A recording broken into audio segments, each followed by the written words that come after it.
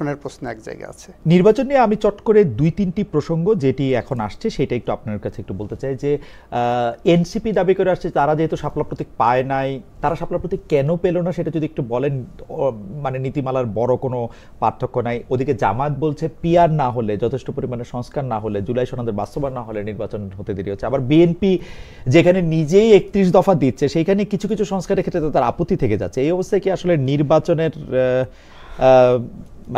নির্বাচনের যে চিত্রটা সেটা আপনি খুব পরিষ্কার দেখতে পান কিনা? আমি পরিষ্কার নির্বাচনের চিত্র দেখতে পাই। প্রথম কথা হলো শাপলা প্রতীক এনসিপিকে না দেওয়াটা, এটা আইনের খুব বেশি বড় ধরনের জটিলতা বলে আমি মনে করি না। এটা দেওয়া যেতেই পারে, দেয়নি বলে ভবিষ্যতেও দেওয়া যাবে না সেটাও আমি মনে করি না। নাম্বার 2 হলো যে জামাত যে পিআর পদ্ধতি চাচ্ছেন এটা রাজনৈতিক একটা বার্গেনিংয়ের পয়েন্ট। আমি মনে করি না যে এটা জামাত তার শভিনিস্ট পজিশন এখানে নেবে, যে এটা না হলেই না। এটা কোরআনের কোনো বাণী না যে এটা চেঞ্জ করা যাবে না। সুতরাং এগুলো আমি খুব বেশি বড় বাধা বলে মনে করি না। নির্বাচন হতেই হবে, নির্বাচন হবে, যথাসময়ে হবে। এবং আপনি কনফিডেন্ট যে নির্বাচন আসলে মানে হতে বড় কোনো বাধা বা যথাসময়ে আমি দেখছি না, আপনি বড় কোনো বাধা দেখেন নাই।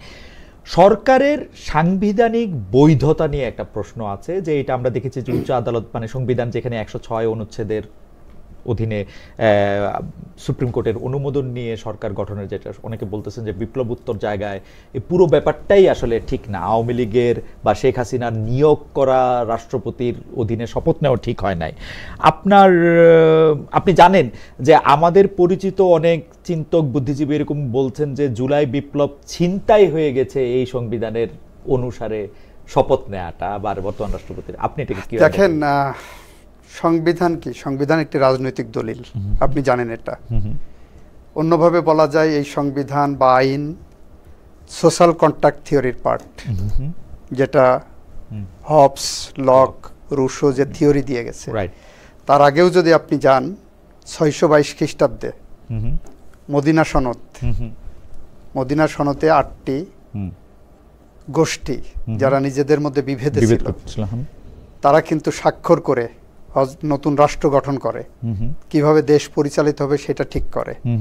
এই প্রক্রিয়ার মধ্য দিয়েই একটা বিপ্লব হয়েছে। ধরেন বাংলাদেশে মদিনা সনদ একটা আলোক আমাদের সামনে পথ প্রদর্শক, সোশ্যাল কন্ট্রাক্ট থিওরি একটা পথ প্রদর্শক। সেইটা যদি ধরেন, আমি 1971 সালে মুক্তিযুদ্ধের আগে যে পার্লামেন্ট পাকিস্তান সংবিধানের আন্ডারে নির্বাচিত হয়েছিল, সেই পার্লামেন্টে সে 72 সালে একটা সংবিধান রচনা করলেন। তার আগে কিন্তু নির্বাচন হয়নি। 70-এর নির্বাচিত পার্লামেন্ট মেম্বাররাই 72 সালে সংবিধান দিলেন আমাকে। এইটার মধ্য দিয়ে প্রমাণিত হলো যে বিজয়ী জনগোষ্ঠী সোশ্যাল কন্ট্রাক্টের মাধ্যমে তারা মনে করেছে যে হ্যাঁ, আমরা বিজয় অর্জন করেছি, আমাদের সংবিধান দেবেন যারা, এই পার্লামেন্ট দেবেন। আপনি 90-এর কথা চিন্তা করেন, 82 থেকে 90 পর্যন্ত সংগ্রাম হলো, আপনি তখন সেই সংগ্রামের পার্ট ছিলেন।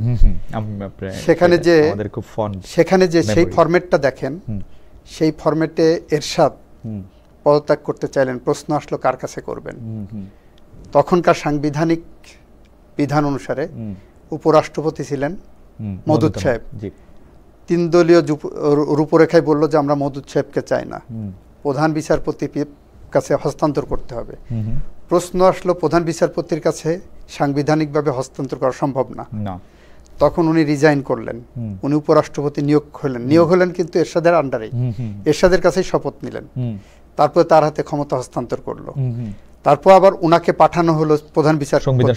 সবকিছুই কিন্তু সংবিধানের একাদশ সংশোধনের মধ্য দিয়ে রেট্রোস্পেক্টিভ ইফেক্ট দেওয়া হলো। এইটাই কিন্তু পার্ট অফ সোশ্যাল কন্ট্রাক্ট।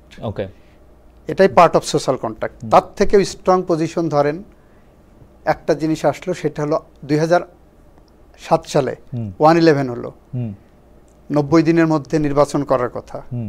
ওনারা 2 বছর সেই সরকার টেনে নিয়ে গেলেন। আমাদের ডক্ট্রিন অফ নেসেসিটি অ্যাপ্লাই করে বলা হলো যে সুতরাং ব্যত্যয় ঘটলেও ডক্ট্রিন অফ নেসেসিটিতে এইটাকে ওনারা রেট্রোস্পেক্টিভ ইফেক্ট দিয়ে সুপ্রিম কোর্ট জাস্টিফাই করলেন। ওই সময় কিন্তু 106 ছিল না, ওই সময় হাতে কিছুই ছিল না।